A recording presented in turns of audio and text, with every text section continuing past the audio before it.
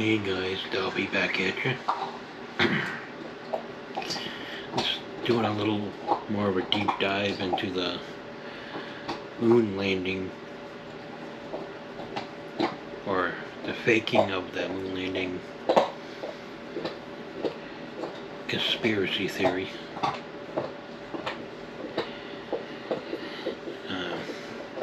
Some of the arguments people use trying to say that it was faked, like flag moving wrong, there were no stars, the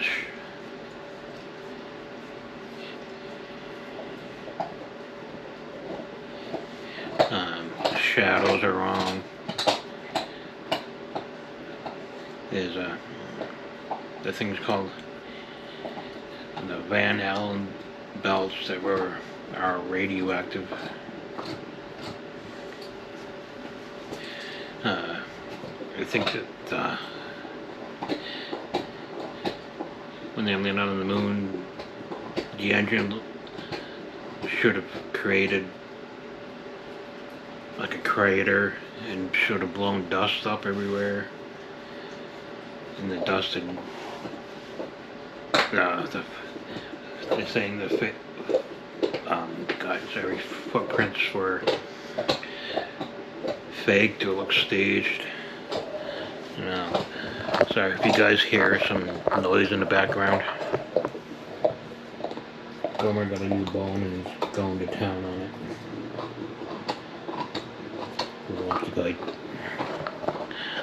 That's a noise. I hope it doesn't bother you too much.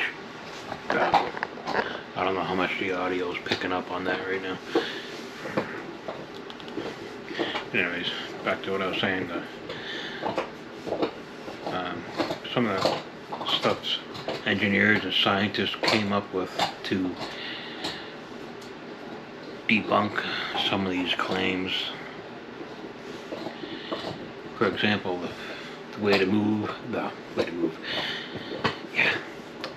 flag movement.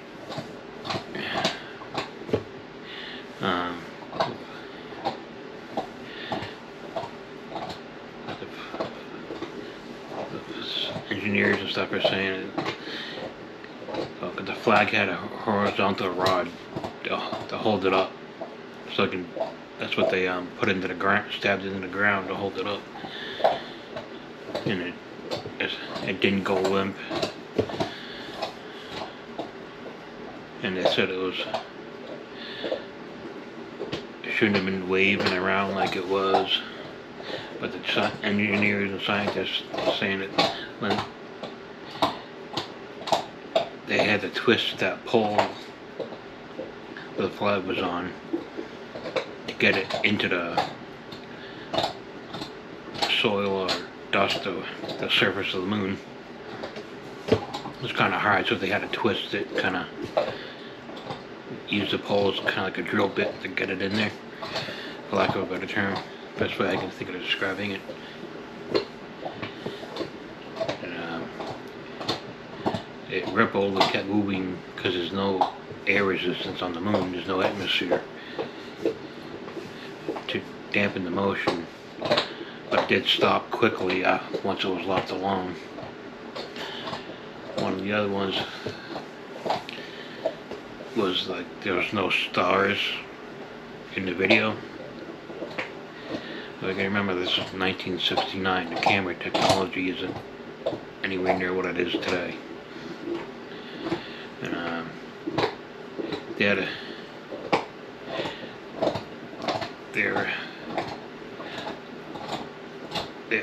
they landed on part of the moon. When they landed on the moon, they landed on part of the moon that was facing the sun, so they have light. They can see what they're doing. They didn't have to need flashlights the whole time. And the surface of the moon is very lightly colored, and the camera exposures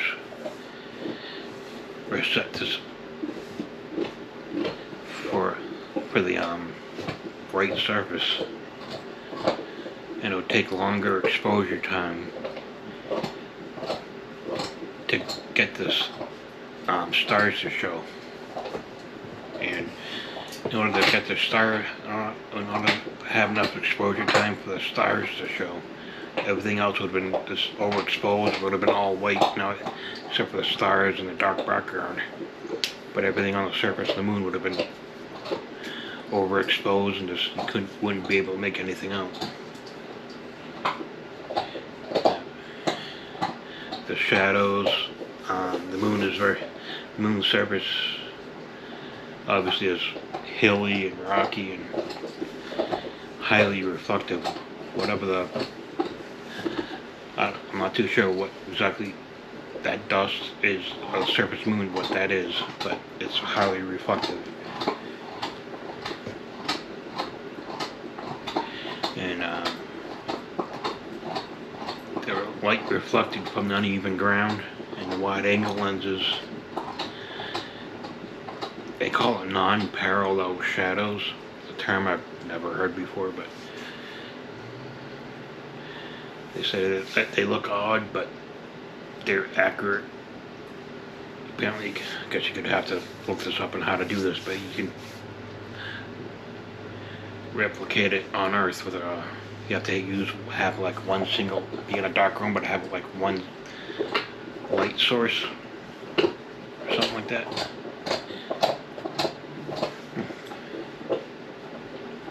And as far as like the radioactive Van Allen belts,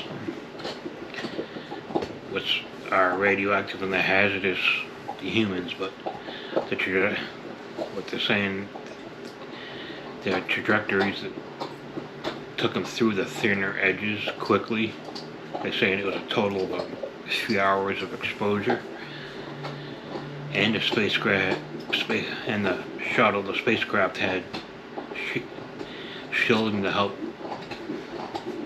at least somewhat protect them from the radiation. They're saying the exposure the astronauts had was just equal to or comparable to a few chest x-rays. In my lifetime, I've had more than a few chest x-rays. I've had quite a few, and or to turn my light off right now, I wouldn't go in the dark, at least because of the radiation. I mean, I'm very pale white, so I kind of sort of do glow in the dark, but just because I'm so pale and white, but not because of radiation. As far as like the crater and the dust,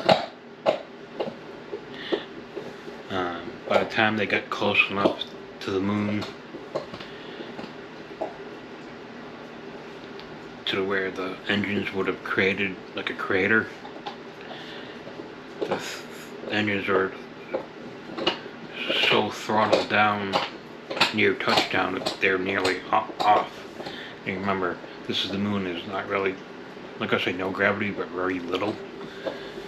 Once you start moving, you kind of keep going. You don't need a lot of thrust. It doesn't take much to change direction or slow yourself down. But basically, they got to slow themselves down enough well before the surface that they didn't need much engine power to slow them down. And as far as what they're saying about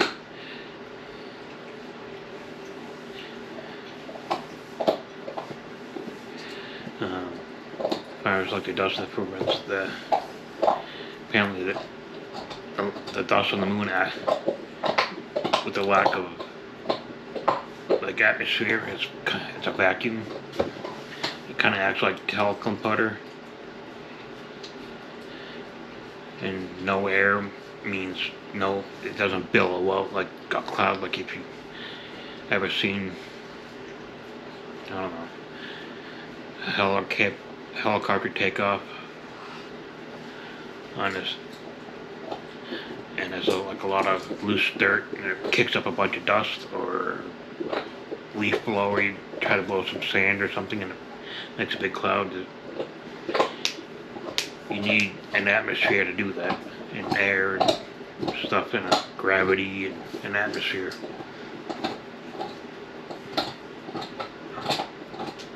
Kind of it blows out in sheets. It doesn't really dig a crater like you would think it would on Earth.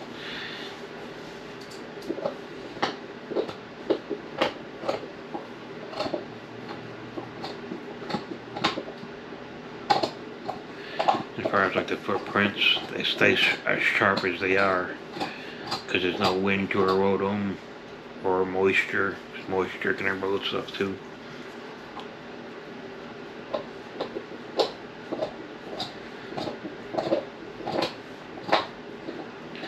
They've studied some of the moon rocks worldwide. If you believe that they did land, they brought them home. They studied them in there's no moisture, solar, wind. They call it isotopes, some sort of chemicals, and moon rocks that you can't fake if it's originated from Earth. You know, that's just a quick overview. There is a Soviet Union who we're in a space race with that tracked missions in real time, and they never called it a hoax. And that would have been a good big propaganda win for them at the time if we did try and fake it, because they would have known. But anyways, that's a quick overview. That's all I got for you for this video. Let me know your thoughts and comments in the comment section below. Like, subscribe, share, thumbs up, thumbs down, whatever floats your boat. I'll see you in the next one. Bye.